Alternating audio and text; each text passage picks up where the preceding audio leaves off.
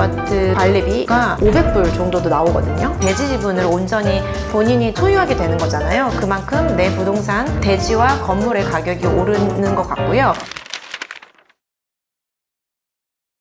안녕하세요. 고미연TV의 고미연입니다. 대표님, 오늘 어떤 얘기 해주실 겁니까? 오늘은 미국 부동산 중에서 주택의 4가지 유형에 대해서 말씀을 드려보려고 해요. PD님, 우리나라의 주택용 부동산이라고 하면 어떤 것들이 생각나세요? 가장 떠오르는 게 아파트, 네. 빌라, 네. 오피스텔, 그리고 뭐 전원주택 같은 그런 느낌이 떠올라요. 비슷한 것도 있고 미국에는 이와 다른 주택의 종류도 있거든요. 용어도 다르고 오늘은 그 점에 대해서 좀 자세히 설명드리려고 해요. 총 4가지로 구분이 되는데 첫 번째로는 콘도미니엄, 두 번째는 싱글하우스, 세 번째는 타운하우스, 네 번째는 멀티 유닛이 있어요. PD님이 생각하시기에 콘도미니엄, 콘도라고 들으면 어떤 생각이 떠오르세요? 저희 여행 가서 놀러 가는 그 콘도 아니에요? 그러니까 별장, 콘도, 네. 회원권 이런 그 부동산이 생각나시잖아요. 네. 미국의 콘도미니엄은 우리나라로 따지면 아파트? 주상복합 아파트라고 생각하시면 이해하기 쉬우실 것 같아요. 아, 미국은 아파트라는 개념 자체가 없어요? 미국의 아파트먼트라고 하면 임대용 부동산을 말하거든요. 그래서 한국 분들이 처음에 미국에 아파트 투자하고 싶어요. 똘똘한 한 채 찾아주세요. 이렇게 말씀을 하시는데 미국에서 아파트먼트는 건물 전체를 사시는 것을 의미해요. 그리고 주로 주정부나 공공기관에서 임대용으로 공급하는 부동산을 아파트먼트라고 하고요. 우리나라 분들이 말하시는 정말 우리나라의 아파트라고 하면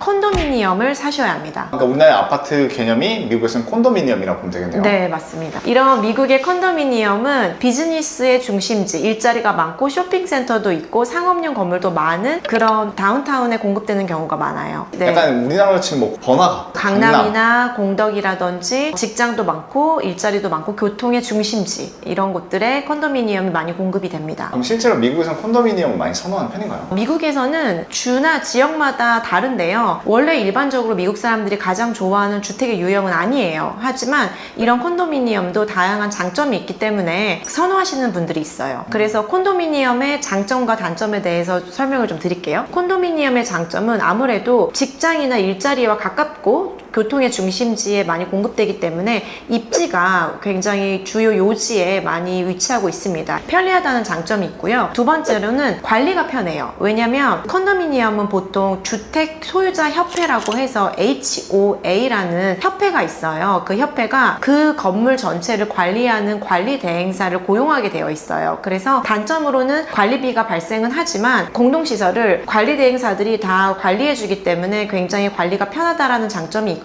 로비에 24시간 동안 상주하는 보안업체 직원들이 상주해 계시고 그분들이 외부인들의 침입이나 그런 출입을 좀 통제해 주시고 그리고 심지어 우편물이라든지 택배나 이런 것들도 받아서 보관해 주시고 이런 편리한 점들이 있습니다. 그러니까 우리나라로 치면 주상복합에 1층에 가대분들이 있는 거랑 비슷하다 보면 되겠네요. 네, 맞습니다. 주상복합 아파트와 비슷한 형태가 미국의 콘도미니엄이고요. 그리고 이런 콘도미니엄의 또 다른 장점은 우리나라도 요즘에 점점 아파트를 선호하시는 분들이 커뮤니티 센터 때문에 선호하시는 분들이 많잖아요. 카페도 있고 뭐 수영장도 있고 피트니스 센터도 있고 그런 장점 때문에 선호를 하시는데 특히 요즘에 지어지는 콘도미니엄은 정말 많은 부대 시설이 공급이 됩니다. 그래서 예를 들면 피트니스 센터, 뭐 수영장은 물론이거니와 농구장, 탁구장 이런 운동 시설들, 요가 스튜디오 혹은 미국은 파티를 많이 하거든요. 그래서 이런 이벤트 파티를 할 수 있는 파티룸 그리고 외부에 손님이 왔을 때 게스트룸이라든지 이런 부대 시설들이 잘 구비되어 있는 편이고요. 특히 요즘에는 원격근무, 재택근무도 많이 하셔서 그 단지 내에 일을 할 수 있는 코워킹 스페이스 이런 곳들 아니면 가라오케, 노래방, 영화관까지도 커뮤니티 센터에 구비가 되어 있습니다. 그래서 이런 공동시설을 이용할 때 편리하다는 장점이 있습니다. 네. 그런데 네. 장점만 있는 것은 아니고 단점도 물론 있죠. 가장 큰 단점은 관리비가 비싸다는 점입니다. 관리비 보통 얼마 내나요? 아파트 살면 한 10에서 20만 원 정도 나오지 않아요? 그렇죠. 그런데 미국은 전용 면적 20평 정도의 아파트 관리비가 500불 정도도 나오거든요. 50만 원이 넘는다고요? 50만 원이 넘죠. 지금은 60만 원, 70만 원 가까이 하는 거죠. 그래서 굉장히 관리비가 비싸다는 단점이 있고요. 그리고 가장 치명적인 단점은 미국인들은 원래 프라이버시를 굉장히 중요시해요. 그리고 층간소음에 예민하거든요. 이런 콘도미니엄은 당연히 양옆 그리고 위아래 다른 세대와 함께 거주하는 것이기 때문에 프라이버시나 층간소음의 문제도 있습니다. 세 번째 가장 치명적인 단점은 아무래도 대지 지분이 적잖아요. 그리고 고층 건물로 올라서기 때문에 건물이 연식이 지나면 지날수록 그 부동산의 가치가 떨어질 수도 있습니다. 컨도미니엄이 이런 단점들을 가지고 있어요. 실제로 투자 가치적으로 봤을 때 어때요? 투자 가치적인 면에서 가장 중요한 포인트 중에 하나는 현지 주민들이 콘도미니엄을 선호하지 않는 지역에는 콘도미니엄 사는 것을 추천드리지 않고요. 현지 주민들도 콘도미니엄을 좋아하는 동네들이 있어요, 미국에. 예를 들면 뉴욕의 맨하탄이라든지, 그리고 각 주의 정말 다운타운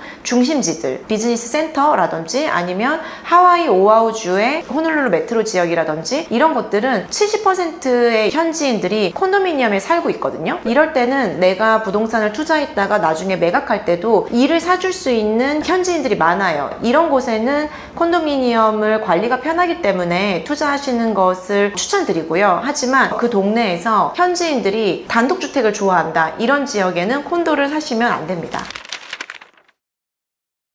두 번째 유형 중에 하나는 바로 싱글하우스입니다. 싱글하우스 하면 뭐가 생각나세요? 싱글하우스 번역하면 원룸. 원룸은 아니고요. 싱글하우스가 싱글 패밀리 하우스라고 해서 단독주택을 말합니다. 미국 가정, 미국의 집 생각하면 자기만의 잔디도 있고, 또 창고도 있고, 차고도 있고, 뭐 풀장도 있고, 단층짜리 이런 단독주택을 많이 떠올리시는데요. 원래 미국인들이 가장 좋아하는 주택의 유형은 싱글하우스예요. 싱글하우스의 장점을 좀 말씀드릴게요.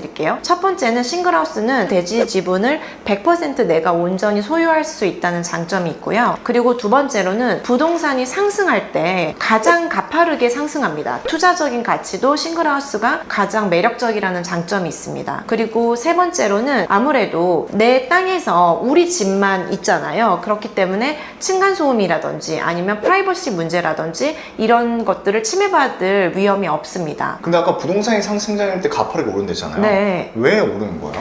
부동산 상승장에 싱글하우스가 가장 가격이 많이 오르는 두 가지 이유가 있는 것 같아요. 첫 번째로는 아무래도 대지 지분을 온전히 본인이 다 소유하게 되는 거잖아요. 그래서 땅을 그만큼 많이 확보하게 되니까 부동산 가격이 오른다고 했을 때는 그만큼 내 부동산 대지와 건물의 가격이 오르는 것 같고요. 두 번째로는 미국인들이 가장 선호하는 부동산의 유형이 싱글하우스예요. 내가 독창적으로 집을 꾸밀 수도 있고, 남들 간섭이나 프라이버시도 존중받을 수가 있고, 층간소음의 문제도 없기 때문에 많은 미국인들이 이 싱글하우스의 부동산을 선호해서 상승장에는 그만큼 부동산 가격이 가파르게 오릅니다. 싱글하우스는 그럼 장점만 있는 거예요? 아니죠. 싱글하우스도 단점이 있습니다. 싱글하우스의 치명적인 단점은 가장 비싸다는 점이에요. 아무래도 대지 지분이 많다 보니까 콘도미니엄의 평균가 대비 싱글하우스의 평균값이 적게는 2배에서 많게는 3배까지도 차이가 납니다. 그만큼 거래 시작 단가 자체가 높아요. 그게 가장 첫 번째 치명적인 단점이고요. 두 번째 단점은 아무래도 관리가 어렵습니다. 미국의 싱글하우스는 생각해보시면 시멘트로 되어 있지 않거든요. 목조주택으로 되어 있어요. 그렇다 보니까 흰개미, 다양한 벌레들이 그 주택을 그만큼 훼손할 수도 있고, 그리고 미국은 야생동물도 많이 있거든요. 그래서 야생동물의 피해를 받을 수도 있고, 그리고 아무래도 보안이라든지 외부인의 침입으로부터 침입을 받을 수도 있거든요. 그런 관리가 어렵다는 단점이 있습니다. 비버리 힐즈 같은 데 가면 대저택들이 있잖아요. 네. 그런 것도 약간 싱글하우스 개념인 건가요? 그렇죠. 그런 대저택이라든지 독립된 나만의 온전히 내 땅 위에 건물이 한 채 독립적으로 지어진 부동산의 유형을 싱글하우스로 보시면 돼요. 세 번째 부동산의 유형은 타운하우스인데요. 우리나라에서 타운하우스라고 하면 별장 아니면 굉장히 럭셔리한 그런 대저택을 많이 생각하시잖아요. 그런데 이 개념이 미국은 조금 다릅니다. 이 타운하우스는 싱글하우스와 콘도미니엄의 장점과 단점을 접목시켜 놓은 주택의 유형이라고 생각하시면 이해하기 쉬우세요. 싱글하우스 대비 이 콘도미니엄은 주택 소유자 협회가 있기도 해요. 그래서 같이 관리 대행사를 고용해서 타운 전체를 관리를 하거든요. 그래서 관리가 편하다는 장점이 있고, 그리고 콘도미니엄 대비는 나만의 창고나 차고나 대지 지분도 더 넓기도 하고 나의 공간이 좀 더 많이 확보된다는 장점이 있습니다. 하지만 언뜻 들어서는 이 둘의 단점을 극복시킨 부동산이라고 느껴지는데, 많은 경우에 이도저도 아닌 애매한 포지션인 경우가 많아요. 그게 무슨 말이에요? 그 이유는 타운하우스가 입지적으로도 도시 중심지라든지 이런 다운타운이라든지 상업시설이 많은 곳에 공급되기보다는 도시 외곽에 주택 공급난을 해소하기 위해서 계획적으로 타운하우스를 공급한 경우가 많아요. 우리나라도 경기도라든지 도시 외곽에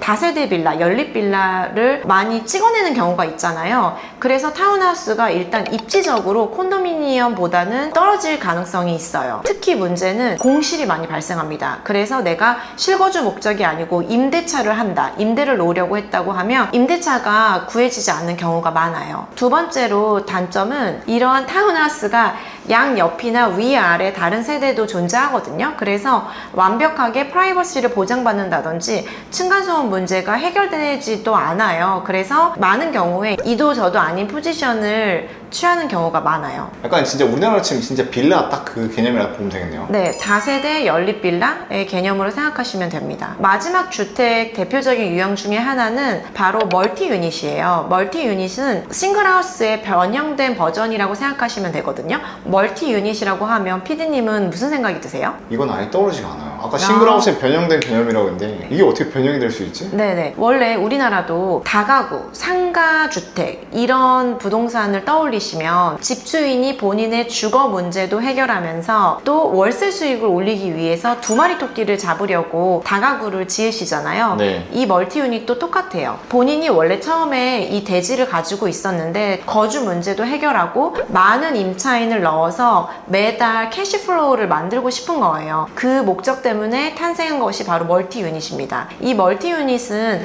4가구까지는 주택으로 봅니다. 그런데 4가구를 넘어가게 되면 상업용 부동산으로 간주가 돼요. 그래서 대출이 나오는 기준들도 달라지거든요. 그래서 4가구까지만 주택이라고 생각해 주시면 돼요. 이런 멀티 유닛은 당연히 가장 큰 장점은 수익형 부동산이라는 장점이 있어요. 이 멀티 유닛은 아무래도 수익형 부동산이고 또 대지도 많이 확보가 되어야 하고 거래되는 거래 대금 단가가 지금까지 설명드린 부동산의 유형 중에서 평균적으로 가장 높으세요. 그런 단점이 있습니다. 외국인 투자자 입장에서는 아무래도 멀티 유닛은 이용자도 많고 오가는 사람들도 많다 보니까 집이 가장 많이 상할 수가 있어요.